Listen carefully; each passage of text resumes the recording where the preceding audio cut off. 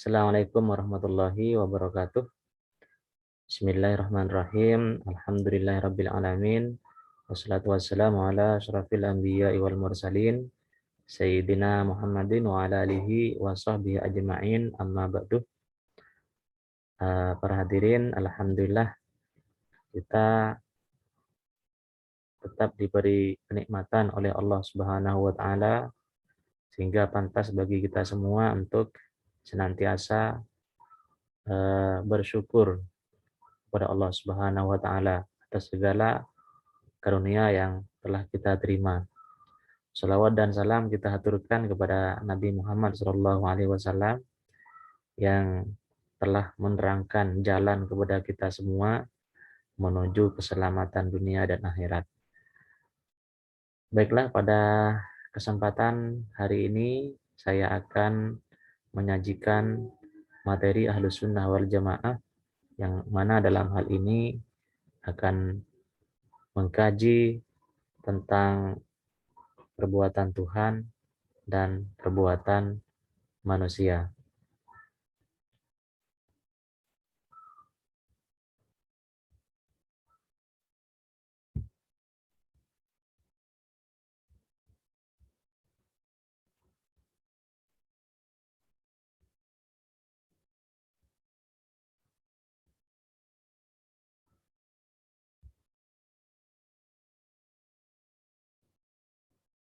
Jadi di antara ikhtilaf, perbedaan pendapat yang terjadi di antara aliran-aliran dalam Islam itu adalah terkait dengan tema perbuatan Tuhan dan perbuatan manusia. Jadi bagaimana sih sebenarnya kajian tentang perbuatan Tuhan dan perbuatan manusia ini? Nah, menurut pendapat Mu'tazilah tentang perbuatan Tuhan, bahwa Tuhan itu hanya terbatas pada hal-hal yang dikatakan baik. Perbuatan Tuhan hanya terbatas pada hal-hal yang dikatakan baik. Jadi Tuhan itu hanya terbatas. Kekuasaan Tuhan dalam pandangan Mu'tazilah itu terbatas. Terbatasnya apa? Hanya pada apa yang dikatakan baik saja. Karena bagi mereka, tentu Tuhan itu tidak akan berbuat zalim. Tuhan tidak mungkin melakukan perbuatan-perbuatan yang tidak baik. Oleh karena itu, perbuatan Tuhan hanya terbatas pada hal-hal yang dikatakan baik-baik saja. Oleh karena itu, berangkat dari hal ini, maka Tuhan itu mempunyai kewajiban-kewajiban sesuai dengan batasan perbuatan Tuhan yang hanya mengarah kepada perbuatan yang baik saja, maka Tuhan mempunyai kewajiban-kewajiban.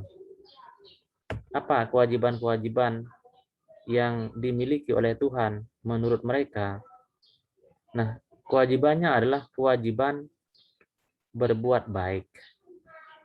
Jadi Tuhan itu wajib berbuat baik. Berbuat baik dan yang terbaik kepada manusia. Dalam istilah mereka adalah as-shalah wal aslah. Mengerjakan perbuatan baik dan yang terbaik kepada manusia. Nah, dalam hal ini mereka memberikan rinci. Yang dimaksud dengan hal itu adalah pertama, kewajiban tidak memberikan beban di luar kemampuan manusia. Jadi jelas, Tuhan itu tidak mungkin memberikan beban di luar kemampuan manusia. Karena Tuhan itu mempunyai kewajiban berbuat baik. Kalau Tuhan kemudian memberikan beban kepada manusia di luar kemampuan manusia, artinya Tuhan tidak memberikan yang terbaik kepada manusia. Makanya dalam hal ini dalam Al-Quran itu ada sebuah ayat, la yukallifullahu nafsan illa wus'aha. Artinya adalah Allah itu tidak akan membebani seseorang kecuali sesuai dengan kemampuannya. Nah, jadi itu menurut mereka wajib Tuhan itu memberikan sesuatu kepada manusia sesuai dengan kemampuannya. Sehingga tidak mungkin Tuhan memberikan beban kepada manusia di luar kemampuan manusia itu sendiri. Karena ini berkaitan dengan kewajiban Tuhan berbuat baik. Nah, kemudian berikutnya adalah tentang kewajiban mengirimkan Rasul. Jadi, mengirimkan Rasul itu adalah merupakan kewajiban Tuhan. Karena mengirimkan Rasul itu memberikan dampak yang baik dan yang terbaik kepada manusia, maka itu adalah merupakan perbuatan Tuhan. Kewajiban perbuatan Tuhan. Karena seandainya Rasul itu tidak dikirimkan, maka niscaya manusia akan mengalami kekacauan. Tidak mungkin bagi Tuhan itu membiarkan manusia berada di dalam kekacauan. Tidak mungkin Tuhan itu melakukan kezaliman kepada manusia. Sehingga oleh karena itu Tuhan berkewajiban mengirimkan Rasul. Tidak mungkin bagi Tuhan itu langsung kemudian memberikan sanksi pada manusia terhadap kesalahan-kesalahan yang mereka lakukan tanpa memberikan peringatan terlebih dahulu dengan mengirimkan seorang Rasul. Sehingga kemudian mengirimkan Rasul ini adalah merupakan kewajiban Tuhan dalam pandangan Mu'tazilah. Kemudian yang berikutnya adalah kewajiban menepati janji. Jadi Tuhan itu punya kewajiban menepati janji. Karena tidak mungkin bagi Tuhan tidak menepati janji. Memang di dalam Al-Quran itu disebutkan sebuah ayat, misalnya diantaranya, La innallaha la yukhliful mi'ad. Sesungguhnya Allah itu tidak akan mengingkari janjinya. Artinya Allah akan memberikan pahala terhadap perbuatan-perbuatan yang baik dan sebaliknya akan memberikan balasan yang setimpal terhadap perbuatan-perbuatan yang tidak baik. Jadi ini adalah berkaitan dengan menepati janji bagi Tuhan yang dalam pandangan Mu'tazilah adalah merupakan kewajiban dari Tuhan itu sendiri. Nah, kemudian dalam pandangan Asy'ariyah tentang perbuatan Tuhan, bahwa Tuhan itu tidak punya kewajiban. Jadi berbeda berbeda pandangan, ya sangat berbeda dengan pandangan Mu'tazilah tadi. Ketika Mu'tazilah menyatakan bahwa Tuhan itu punya kewajiban, maka Asy'ariyah menyatakan bahwa Tuhan tidak punya kewajiban. Artinya dalam pandangan Asy'ariyah tidak patut bagi kita menyatakan bahwa Tuhan itu punya kewajiban. Karena kekuasaan Tuhan itu mutlak. Berkaitan dengan kekuasaan Tuhan, maka Tuhan tentu tidak bisa dibatasi perbuatannya. Meskipun demikian, dalam pandangan Asy'ariyah, Tuhan itu sudah pasti akan melakukan perbuatan yang baik kepada manusia. Jadi itu yang dimaksud dengan Tuhan itu tidak mempunyai kewajiban.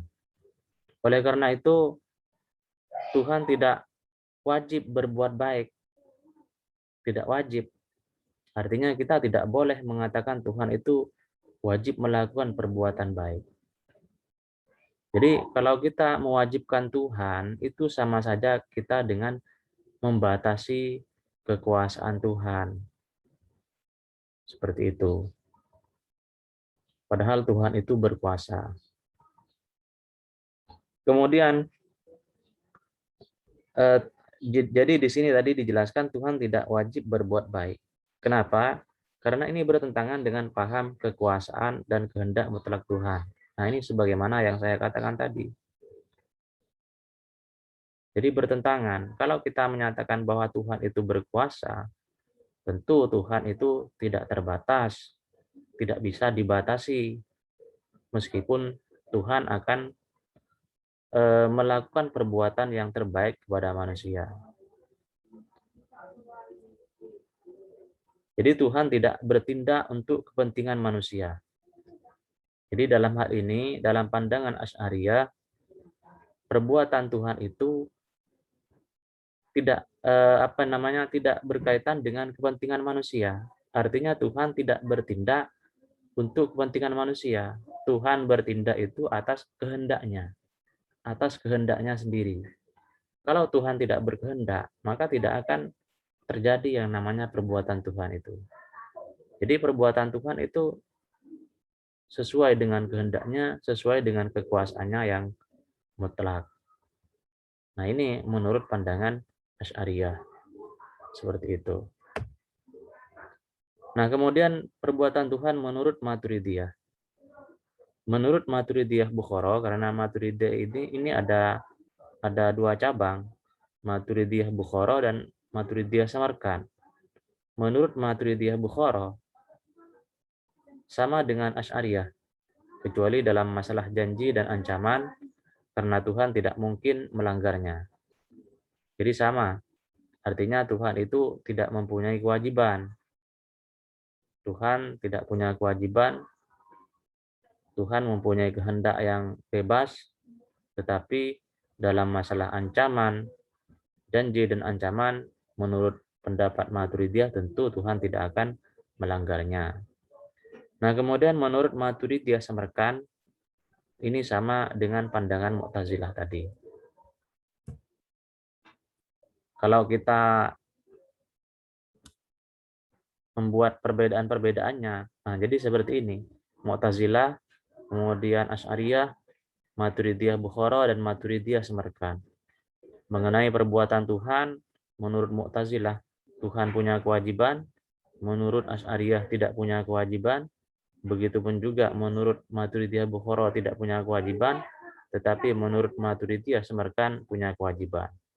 Kemudian mengenai pemberian beban kepada manusia, menurut Mu'tazilah tidak bisa Tuhan itu memberikan beban di luar kemampuan manusia.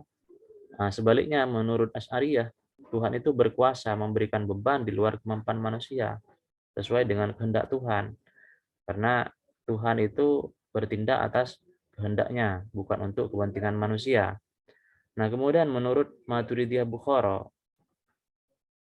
sama dengan pandangan Asy'ariyah tadi, dan menurut Maturidiyah Samarkand sama dengan pandangan Mu'tazilah. Dalam hal mengirim Rasul, jadi mengirimkan Rasul itu adalah merupakan kewajiban Tuhan.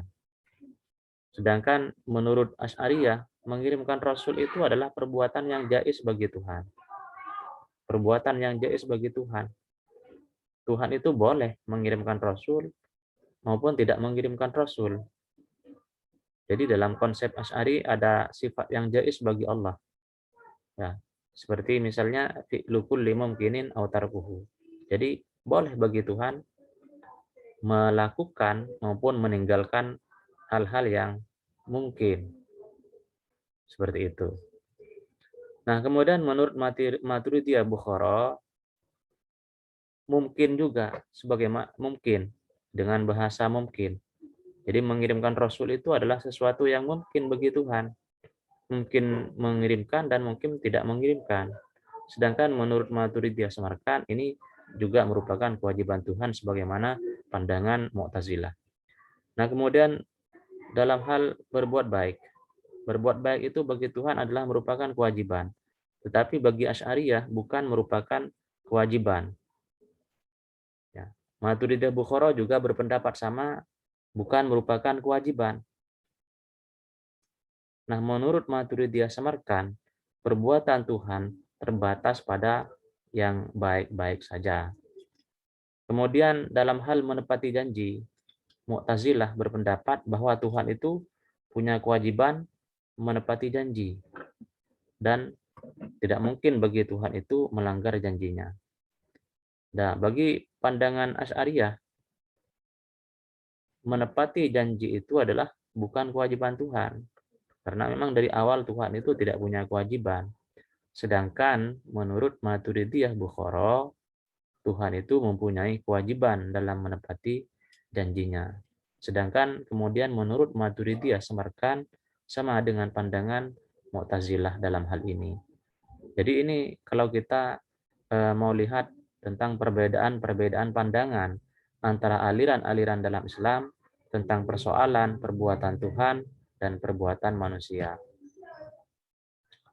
Nah, sekarang tentang perbuatan manusia. Nah, bagaimana sih perbuatan manusia itu? Menurut Jabariyah dan Qadariyah, ada dua kelompok aliran yang memberikan pandangan dalam hal ini. Pertama adalah Jabariyah. Nah, menurut Jabariyah, perbuatan manusia itu bukan timbul dari kemauannya, tetapi dipaksakan kepadanya. Oleh karena itu, apa yang kita lakukan ini bukan atas dasar kemauan dan daya dari diri kita, tetapi itu adalah dari Tuhan. Kita bagaikan wayang yang dimainkan oleh dayang. Jadi perbuatan manusia itu dipaksakan. Oleh karena itu, kelompok aliran yang berpandangan seperti ini kemudian disebut dengan Jabariyah, yang mempunyai pandangan dipaksakannya perbuatan manusia oleh Tuhan itu sendiri. Nah, kemudian dalam pandangan Qadariyah, Qadariyah berpendapat bahwa perbuatan manusia itu dilakukan atas kehendaknya sendiri. Manusia bebas melakukan perbuatannya. Tuhan memberikan kebebasan kepada manusia untuk memilih antara perbuatan yang baik maupun perbuatan yang tidak baik. Nah, seperti itu. Sedangkan sebaliknya dalam pandangan Jabariyah tadi, perbuatan manusia itu dipaksakan. Dipaksakan. Seperti itu.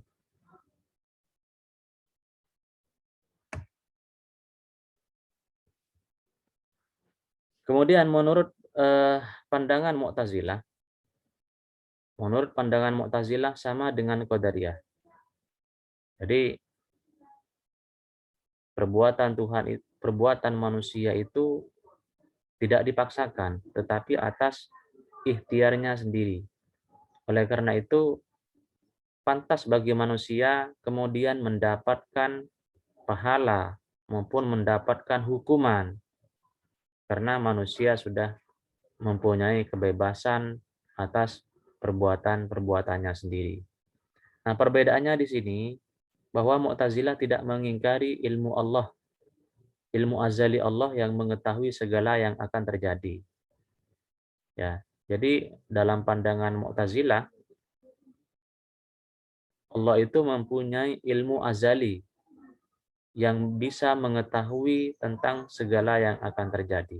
Jadi meskipun manusia itu bebas melakukan perbuatannya, baik perbuatan yang baik maupun perbuatan yang tidak baik, tetapi hal itu sebenarnya sudah diketahui oleh Allah dalam ilmu azalinya. Ini dalam pandangan Mu'tazilah. Seperti itu. Artinya sebelum manusia itu melakukan perbuatannya, bagi mereka Allah sudah mengetahui hal ini. Nah, kemudian perbuatan manusia menurut Asy'ariyah. Bagaimana perbuatan manusia menurut Asy'ariyah? Asy'ariyah berpendapat dekat dengan paham Jabariyah, tetapi tidak seperti paham Jabariyah. Ya. Jadi dekat dengan paham Jabariyah, tapi tidak seperti paham Jabariyah. Bagaimana pandangannya? Bahwa perbuatan manusia itu adalah ciptaan Allah dan kasab atau perolehan bagi manusia. Kasab mempunyai makna bahwa perbuatan manusia disertai dengan daya kehendaknya. Jadi ini agak rumit ya dipahami, tetapi memang harus dipahami. Jadi perbuatan manusia itu memang diciptakan oleh Allah. Allah lah yang menciptakan perbuatan manusia.